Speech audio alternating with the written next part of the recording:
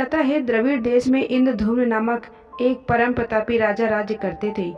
उन्होंने अनेक वर्षों तक धर्मपूर्वक राज्य किया और वृद्धावस्था में उन्होंने राजपाट त्याग दिया और मलय पर्वत पर आश्रम बनाकर तपस्या करने लगे। एक बार की बात है, जब महर्षि अगस्त अपने शिष्यों सहित गजेंद्र के आश्रम में पधारे। उस समय गजेंद्र समाधि में लीन थे, इसलिए उन्हें महर्षि ऋषि के आने का पता नहीं चला। ऋषि अगस्त ने इसे अपने अपमान के रूप में देखा और क्रोधित होकर राजा को श्राप देते हुए कहा, दुष्ट, तूने अभिमान में आकर मेरा अपमान किया है। मेरे आने पर भी तू हाथी की भांति बैठा रहा। मैं तुझे श्राप देता हूँ कि तू गज की योनि में जन्म लेगा।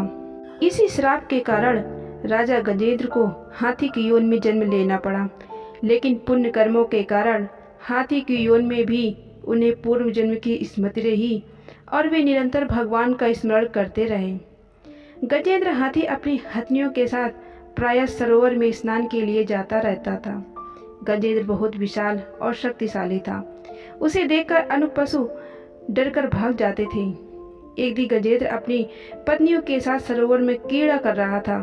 तभी एक विशाल मगरमच्छ ने गजेंद्र की टांग पकड़ ली और उसे सरोवर के भीतर खींचने लगा। गजेंद्र ने उससे बचने का बहुत प्रयास किया, लेकिन वह असफल रहा। अंत में उसने भगवान विष्णु का ध्यान किया और उनसे अपनी रक्षा के लिए प्रार्थना करने लगा। तब भगवान श्री हरि नंगे पैर भागे चले आए। उसकी करुणामय स्तुति सुनकर भगवान विष्णु उसकी रक्षा करने हेतु वहां नंगे पैर ही भागे चले आए। यह देख गजेंद्र ने अपनी सूंड से एक कमल तोड़कर श्री हरि के चरणों में अर्पित कर दिया।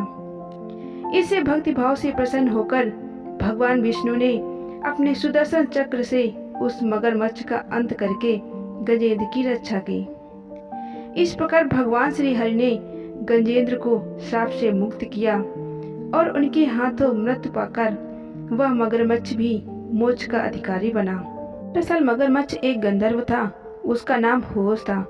प्राचीन काल में देवल नामक एक ऋषि पानी में खड़े होकर तपस्या कर रहे थे। तब मगरमच्छ की तरह पानी में छिपकर गंधर्व ने उनका पैर पकड़ लिया। इस पर ऋषि ने गुस्से में आकर उसे श्राप दे डाला कि तुम मगरमच्छ की तरह पानी में पड़े रहो। अब भगवान विष्णु तुम्हारे श्राप को काटेंगे।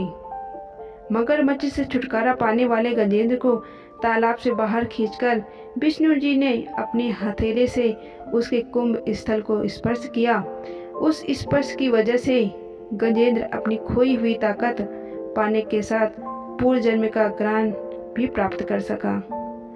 तो जय श्री विष्णु। तो मेरी स्टोरी आप लोगों को कैसी लगी कमेंट में ज़रूर बताना।